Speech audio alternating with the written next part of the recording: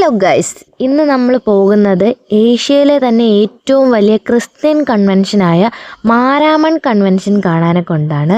ഇത് വേറെ എങ്ങുമല്ല, നമ്മുടെ സ്വന്തം പത്തനംതിട്ട ജില്ലയിലെ കോഴഞ്ചേരി എന്ന് പറയുന്ന സ്ഥലത്ത് വെച്ചിട്ടാണ് മാരാമൺ കൺവെൻഷൻ നടക്കുന്നത്. പത്തനംതിട്ട ബസ് സ്റ്റാൻഡിൽ നിന്ന് തന്നെ നമുക്ക് ഡയറക്റ്റ് മാരാമൺ എന്ന് പറഞ്ഞ സ്ഥലത്തോട്ട് ബസ് കിട്ടും, ഒറ്റവണ്ടി കിട്ടും.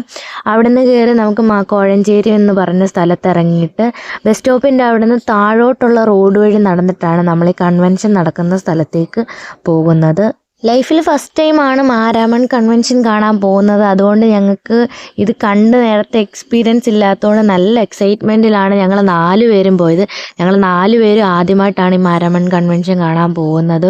1895 ആരംഭിച്ച ഈ മാരാമൺ കൺവെൻഷൻ ഇന്ന് 2026 വരെ എത്തി നിൽക്കുന്നുണ്ടെങ്കിൽ കോടാനുകോടി ജനങ്ങളുടെ വിശ്വാസത്തിൻ്റെ പുറത്ത് തന്നെയാണ്. ഒന്ന് പോകുന്ന വഴിക്ക് തന്നെ ചെറിയ ചെറിയ കടകൾ ഒരുപാടുള്ളത് കൊണ്ട് തന്നെ നമുക്ക് വഴി തെറ്റിപ്പോകത്തില്ല. നമ്മൾ നേരെ ചെല്ലുന്നത് തന്നെ കൺവെൻഷൻ നടക്കുന്ന ആ സ്ഥലത്തോട്ടാണ്. നമുക്ക് വഴി തെറ്റിപ്പോകുന്ന പേടിക്കണ്ട. ചെല്ലുമ്പോൾ തന്നെ നമുക്ക് പൊതുവെ നല്ലൊരു ആംബിയൻസ് ആണ്. ഉച്ചയ്ക്കല്ല എങ്കിൽ വൈകുന്നേരം ആണെങ്കിലോ ഇല്ലെങ്കിൽ രാവിലെയാണ് നമ്മൾ പോകുന്നതെങ്കിലോ നല്ല രീതിയിൽ കാണാൻ പറ്റും. കണ്ട് നമുക്ക് ഇവിടെ എല്ലാം നല്ലതുപോലെ കാണാൻ പറ്റും. പക്ഷെ ഞങ്ങൾ ചെന്നത് ഉച്ചയ്ക്കായതുകൊണ്ട് നല്ല ഉഗ്രം വെയിലായിരുന്നു. വെയിലും കൊണ്ടിട്ടാണ് ഞങ്ങൾ ഇതെല്ലാം നടന്നു ചെല്ലുന്നത്. എങ്കിലും കാണാനുള്ള ആകാംക്ഷയിൽ ഞങ്ങൾക്ക് വെയിലൊന്നും ഒരു പ്രശ്നമല്ലായിരുന്നു. വെയിലും കൊണ്ടിട്ടാണ് ഞങ്ങൾ ഇതെല്ലാം നടന്ന് കണ്ടത്. നടക്കുന്ന വഴിയിൽ തന്നെ നമുക്ക് ക്ഷീണം വന്നു കഴിഞ്ഞാൽ ഇരിക്കാനുള്ള ഇരിപ്പിടങ്ങളും എല്ലാം സെറ്റാക്കി വെച്ചിട്ടുണ്ട്. വരുന്ന വഴിക്ക് തന്നെ ഒത്തിരി ആൾക്കാരുണ്ടായിരുന്നു. പ്രാർത്ഥനയ്ക്ക് പോകുന്നവരും പ്രാർത്ഥന കഴിഞ്ഞിട്ട് തിരികെ പോകുന്നവരും എല്ലാം ഒരുപാട് ആൾക്കാരുണ്ടായിരുന്നു. എല്ലാം കൊണ്ടിട്ട് അങ്ങ് വരെ എങ്ങനെ നടക്കുമെന്ന് ആലോചിച്ച് നടക്കുന്ന ഞങ്ങളെ നോക്കിയിട്ട് ലിപ്സ്റ്റിക്ക് പോയെന്ന് പറയുന്ന അഞ്ജുവിൻ്റെ വിഷമമാണ് ഞാൻ ഈ കാണുന്നത്. പിന്നെ അവളുടെ വിഷമമൊക്കെ മാറ്റി ഞങ്ങൾ വെയിൽ കൊണ്ട് നടക്കാൻ തന്നെ തീരുമാനിച്ചു. എന്തായാലും കാണാൻ വന്ന സ്ഥിതിക്ക് പകുതിക്ക് വെച്ച് തിരിച്ചു പോകാൻ പറ്റത്തില്ലല്ലോ. അത്യാവശ്യം എന്ന് പറഞ്ഞാൽ നല്ല ഉഗ്രം വെയിലായിരുന്നു. ഉച്ച സമയത്ത് കൂടുതലും വരാതിരിക്കുക. പ്രാർത്ഥനയ്ക്കായിട്ട് വരുന്നവരൊക്കെ ആയതുകൊണ്ട് ഉച്ചയ്ക്കൊക്കെ വരുന്നവരും ഉണ്ട്. രാവിലെയും വൈകിട്ടും ആണെങ്കിൽ നമുക്ക് നല്ല രീതിയിൽ വന്ന് കണ്ടിട്ട് പോകാൻ പറ്റും. ഉച്ചയ്ക്കാണെന്നുണ്ടെങ്കിൽ നല്ല വെയിലാണ്. നമ്മൾ കയറി ചെല്ലുമ്പോൾ ആദ്യം കാണുന്നത് പ്രാർത്ഥന നടക്കുന്ന ആ സ്ഥലമാണ്. ആ സ്ഥലത്തിന് ചുറ്റിയുള്ള കടകളെല്ലാം ഈ ബൈബിളും അങ്ങനെയുള്ള ആരാധനാ പുസ്തകങ്ങളും കാര്യങ്ങളും ഒക്കെയാണ് ആദ്യമേ അവിടെ കാണാൻ പറ്റുന്നത്. ബൈബിളൊക്കെ കിട്ടുമോ?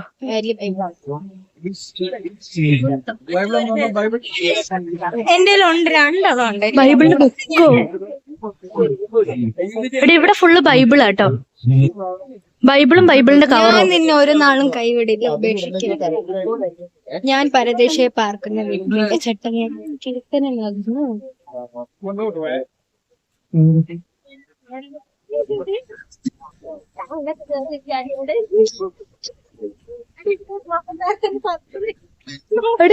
സൺസ്ക്രീൻ ഒളിച്ചു പോകുന്ന ലക്ഷണം എന്റെ സങ്കടത്തിൽ. മാമർപ്പിന്റെ നോക്കട്ടെ, എനിക്ക് ഇന്ന് പ്രൊട്ടക്ഷൻ തരുമോ നോക്കട്ടെ. അഭിരാമയുടെ സൺസ്ക്രീൻ ഒളിച്ചു പോടി. സൺസ്ക്രീൻ കിട്ടോ? ഇല്ല, പൈസ കൊടുക്കണം.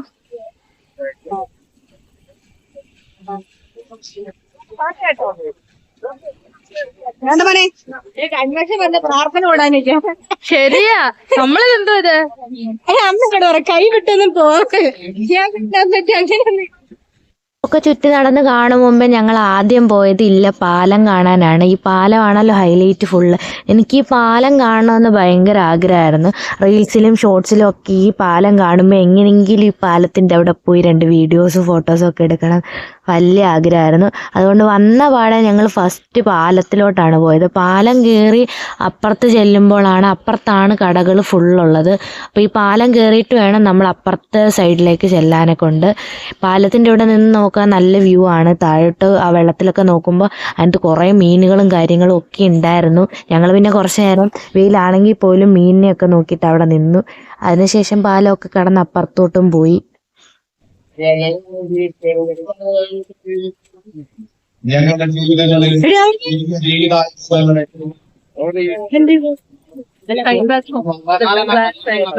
notebooks underscore bag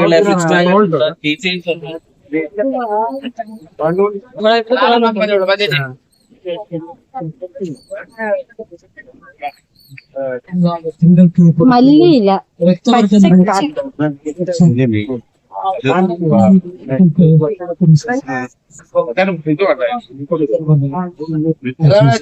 വ്യക്തികളെടുക്കാം ഡാലിലേക്ക് ഗാഡി എൺപത്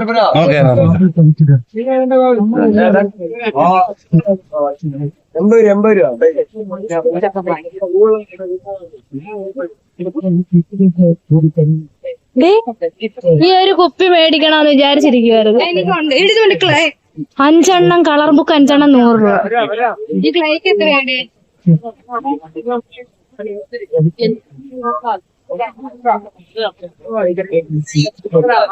കറന്റിന്റെ കാര്യം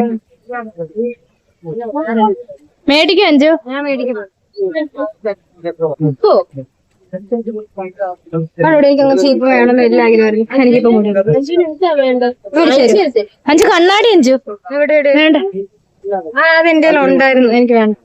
ഒരുപാട് കടകളുള്ളത് കൊണ്ട് തന്നെ ഏത് കടയിൽ കയറണം, എങ്ങനെ കയറണം, ഏതൊക്കെ കയറി കാണണമെന്നൊക്കെ ഞങ്ങൾക്ക് ഡൗട്ടായിരുന്നു. പിന്നെ ഞങ്ങളാൽ കഴിയുന്ന എല്ലാ കാര്യങ്ങളും കയറി കാണുകയും പിന്നെ ഞങ്ങൾക്ക് വേണ്ട സാധനങ്ങളൊക്കെ മേടിക്കുകയും ഒക്കെ ചെയ്യുമായിരുന്നു. നടന്ന് കണ്ടിട്ടും മതി വരുന്നില്ലായിരുന്നു, പോരാനേ തോന്നില്ലായിരുന്നു. അഞ്ചു പിന്നെ കൈ കാണുന്ന സാധനങ്ങളെല്ലാം വാരിപ്പെറുക്കി എടുക്കുന്നുണ്ടായിരുന്നു.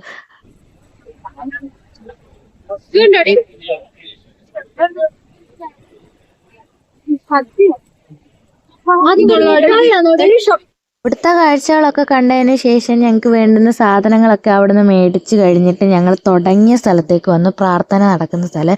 ഇവിടെ നിന്നാണ് പ്രാർത്ഥന ബുക്കുകളായാലും ബൈബിളായാലും എല്ലാം മേടിച്ചിട്ട് പ്രാർത്ഥനാലയത്തിലോട്ട് പോകുന്നത്.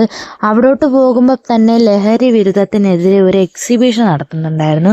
പിന്നെ ഞങ്ങൾ അതിനകത്ത് കയറി എക്സിബിഷനൊക്കെ കണ്ടു. ലഹരി കൊണ്ട് മനുഷ്യൻ്റെ ശരീരത്തുണ്ടാകുന്ന ദോഷങ്ങൾ, ലഹരി ഉപയോഗിച്ച് കഴിഞ്ഞാൽ മനുഷ്യ ശരീരത്ത് ഉണ്ടായി വരുന്ന മാറ്റങ്ങളും എല്ലാം അവിടെ കാണിക്കുന്നുണ്ടായിരുന്നു. ഫ്ലെക്സിലായാലും പോസ്റ്ററിലായാലും എല്ലാം.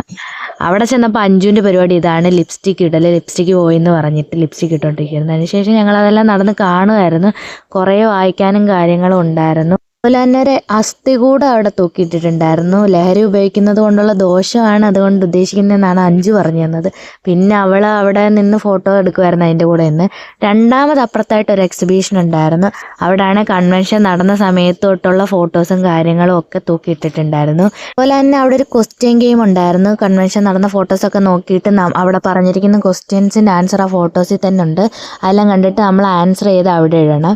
പ്രൈസ് അടിക്കുക എന്നാണ് പറഞ്ഞത്. പിന്നെ ഞങ്ങളത് എഴുതിയിട്ടിട്ട് നാരങ്ങ വെള്ളം കുടിക്കാനായിട്ട് അവിടെ ഉള്ള ഒരു കടയിൽ വന്ന് പിന്നെ ഞങ്ങൾ 4 പേരും കൂടെ അവിടെ ഇരുന്ന് നാരങ്ങ വെള്ളമൊക്കെ കുടിച്ച്, നല്ല വെയിലായതുകൊണ്ട് പെട്ടെന്ന് ഞങ്ങൾ പോയില്ല. കുറച്ച് നേരം അവിടെ ഇരുന്ന് റെസ്റ്റൊക്കെ ചെയ്തിട്ട് പതുക്കെയാണ് അവിടെ നിന്ന് ഇറങ്ങിയത്. പ്രാർത്ഥനയൊക്കെ കഴിഞ്ഞിട്ട് ആൾക്കാർ വരുന്നത് അപ്പോഴാണ് കണ്ടത്. അത്യാവശ്യം തിരക്ക് വരുന്നതിന് മുമ്പായിട്ട് തന്നെ ഞങ്ങൾ കുറേ നേരം അവിടെ നിൽക്കാതെ ബാക്കിയുള്ള കാര്യങ്ങളും കണ്ടിട്ട് ഞങ്ങൾ അവിടെ നിന്ന് എളുപ്പം റോഡിലോട്ട് ഇറങ്ങിയപ്പോഴും നല്ല വെയിലായിരുന്നു. കുറച്ച് നേരം റോഡിൻ്റെ അവിടെയൊക്കെ ഇരുന്ന് റെസ്റ്റ് ചെയ്യുമായിരുന്നു. എങ്ങനെയുണ്ട് പറ? എന്റെ മോന്ത് കണ്ടോ? സൂപ്പർ അല്ലായിരുന്നോ വെയിലത്ത് വന്ന എക്സ്പീരിയൻസ്? അഭിരാമി സ്ഥലം ഇറങ്ങുന്നോ? വിശന്നിട്ടാണോ അതോ വെയിൽ കൊണ്ടിട്ടാണോ? ഇനി ഒടുക്കത്തെ വെയിലായിരുന്നു, ഭയങ്കര ആൾക്കാരായിരുന്നു, ചൂടെടുക്കുന്ന വിശക്കൂടെ ഒന്നും തിന്നില്ല. ഇവിടെ പൈസ ഇല്ലാണ്ട് ആരും വരരുത് ഞങ്ങളെ പോലെ. പിന്നെ കരിഞ്ഞുണങ്ങിയിട്ടൊക്കെ തിരിച്ചു പോകാം. മോന്തൊക്കെ ഇരിക്കുന്നുണ്ട്, രാവിലെ ഇട്ടുകൊണ്ടൊന്ന് ലിപ്സ്റ്റിക് പോലും ചുണ്ടയിലില്ല. ഒരുമാതിരി എന്തോ കളർന്ന് പോലും എനിക്ക് അറിയത്തില്ല. ചോക്ലേറ്റിന്റെ കളർ തോന്നുന്നു മുഖത്തിന്. അതുള്ള ക്യാമറ വിശന്നിട്ടുണ്ടോന്ന് വാഴ്ത്തൊന്നൊക്കെ വിളിച്ചു പറയുന്നുണ്ട്. എല്ലാവരും കാണുന്നവര് പൈസ 5 പൈസ. റിവ്യൂയൊക്കെ കഴിഞ്ഞ് ഇങ്ങോട്ട് വരുന്ന വഴിക്കാണ് ഈ ചെടികൾ കണ്ടത്. ഈ ചെടി പ്ലാസ്റ്റിക് ചെടിയാണ്. 2 എണ്ണം 150 രൂപ. ഞങ്ങൾ പിന്നെ അത് നോക്കി കണ്ട് രസിച്ചതിന് ശേഷം ഇനി പോകുന്നു, മേടിക്കാൻ നിന്നില്ല. അത് കഴിഞ്ഞിട്ട് ഇങ്ങോട്ട് വരുന്ന വഴിക്ക് ഇപ്പുറത്തൊരു പെറ്റ് ഷോപ്പ് ഉണ്ടായിരുന്നു. അവിടെ കയറിയിട്ട് ഞങ്ങൾ ബേർഡ്സിനെയൊക്കെ കണ്ട് കുറച്ച് നേരം അങ്ങനെ നിന്നു. എങ്ങനെയെങ്കിലും വെയിലടിക്കാതെ എവിടെയെങ്കിലും ഒന്ന് നിൽക്കണമെന്നേ ഉണ്ടായിരുന്നുള്ളൂ. ഞങ്ങൾ പിന്നെ അവിടെ കയറിയിട്ട് കുറച്ച് നേരം ബേർഡ്സിനെയൊക്കെ കണ്ടിട്ട് പിന്നെ സമയം പോകുന്നല്ലോ എന്ന് വിചാരിച്ചിട്ട് ഞങ്ങൾ അവിടെ നിന്ന് നേരെ ബസ് സ്റ്റോപ്പിലോട്ടൊക്കെ വന്ന് ബസ്സൊക്കെ കയറി പത്തനംതിട്ട എത്തി. പിന്നെ ഇത്രയേ ഉള്ളൂ. ടാറ്റാ.